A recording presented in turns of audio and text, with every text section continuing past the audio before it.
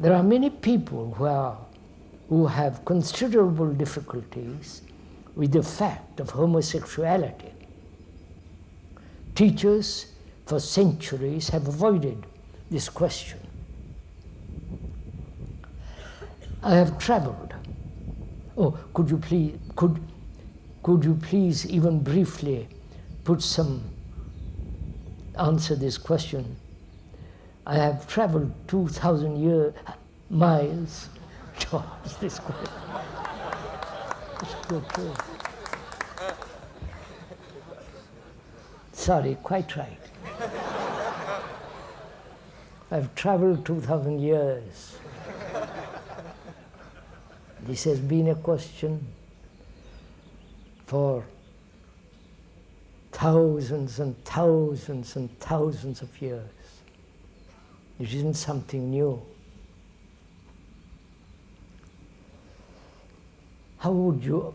We are not taking sides in this matter. We don't condemn it or approve it or disapprove it. These are facts, right? As heterosexuality, it's a fact. Homosexuality exists in the world, in different parts of the world, very common.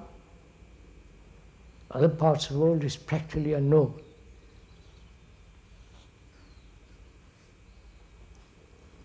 So how do you answer this question? What is the question? Why do we make it into such an enormous problem? Apparently, we don't make heterosexuality a problem at all. But we make this into a problem. Why? It's a fact.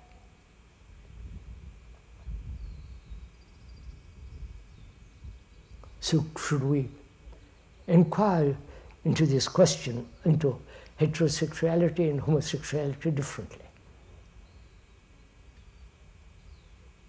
Not condemn one or the other, or approve one and deny the other, but inquire why sexuality, both, become such colossally important, right?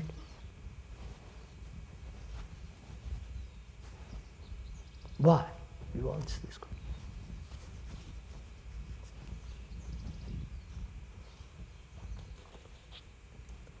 In television, magazines, every bestseller has this element in it, in detail. Every day. You're following on? No, I don't have to tell you all this. Every day this is emphasized. Sexuality, I'm not talking about homo or heterosexuality, general sexuality. Why have human beings given such great importance to this?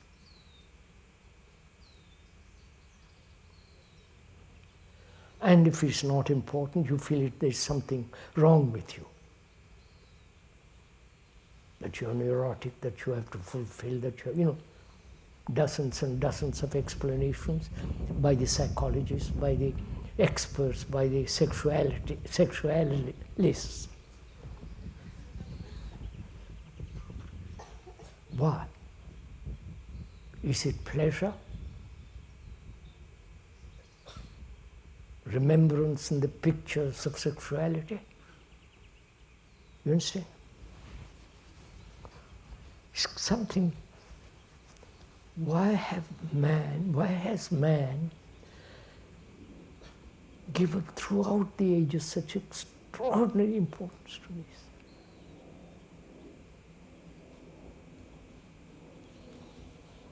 If you are deprived of it, you feel something terrible has happened. And you can voluntarily say, I won't have any, I'll become a celibate and join a monastery or not join a monastery or remain a celibate with all the problems of celibacy, right?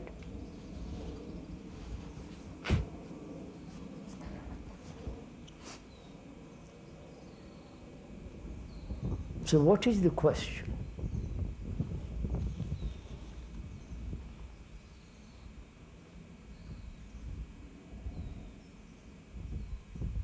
Why has this thing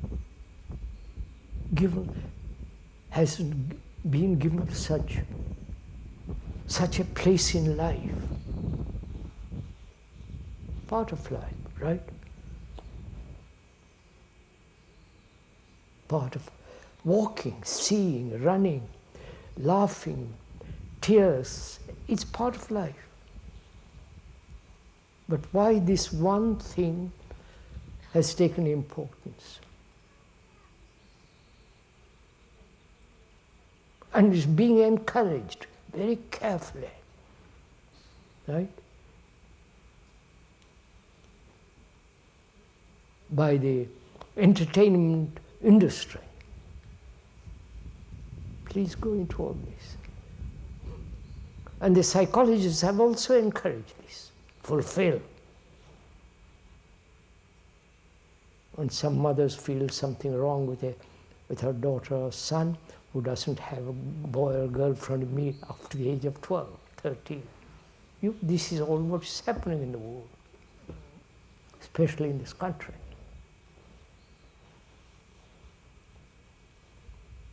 In the traditional countries like India and other countries, there's still, they say, please wait. Don't indulge. Wait till you're 20, 22, or whatever it is.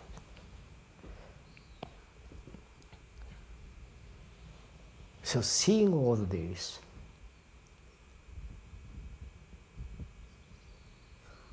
what does one learn from all this? Learn, not moral,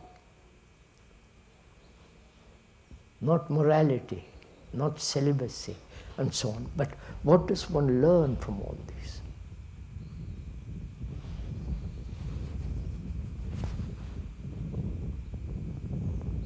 Come on, sirs.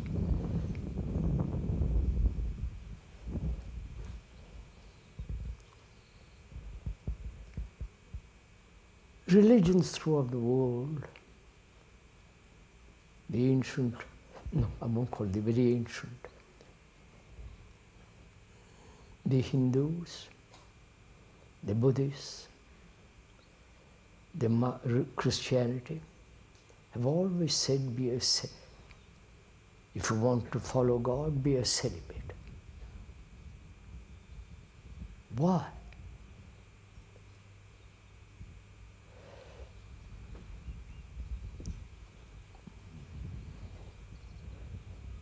And they take vows of celibacy, join monasteries, or become a monk, wandering monk as they do in India, and go through tortures with this. Right? They've taken a vow, they must stick to it. I don't know why they take a vow first, but they must, once you have taken a vow, you have to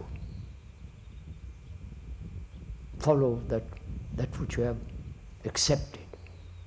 But psychologically, inwardly, the glands, everything's are functioning, and you have a terrible time. The speaker has talked to many, many of them. They go through hell. Religion has done that. You know all this, don't you? And one asks, why has man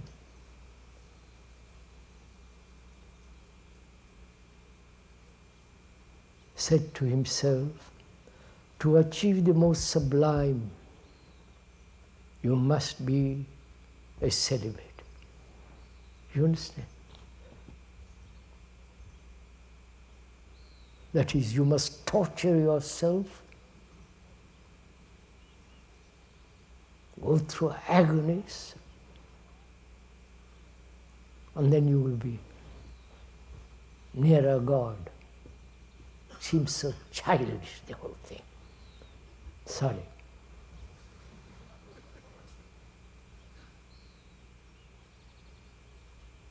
I met many sannyasis in India, monks. I won't go to the details of it. They have tortured themselves in every way. Because the popular opinion is that to reach God, to reach the highest, you must live a life of absolute abstinence.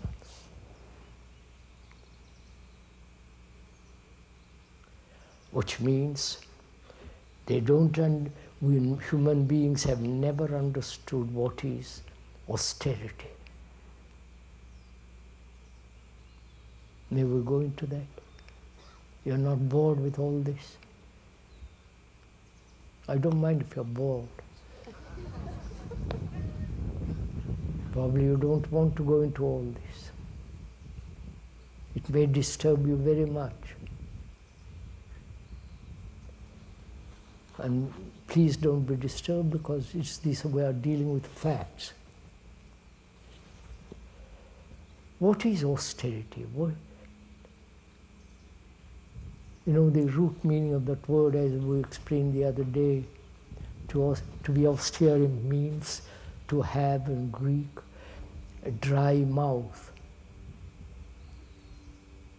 Not from drinks and all that, dry mouth, which is to be harsh,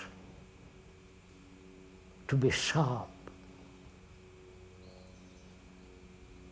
to be dry. And so gradually the human being has this idea that he must be austere, and has made himself into ashes. You understand? When you are forcing yourself day after day, month after month, year after year, driving yourself, you end up nothing as dry human being. And if you indulge also in the other direction, you have the same problem. So, can one live a life without conflict? You understand? Neither extremes can one, which imply conflict. The sensory demands and the suppression of sensory demands. Can one live without a single battle, effort, struggle between the two? You understand my question?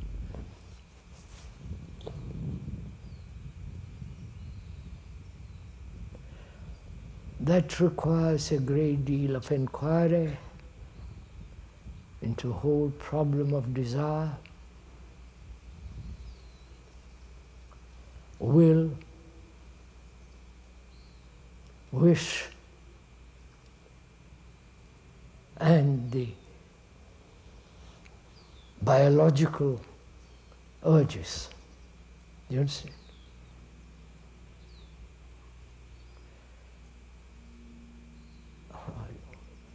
Do you want to go on with this?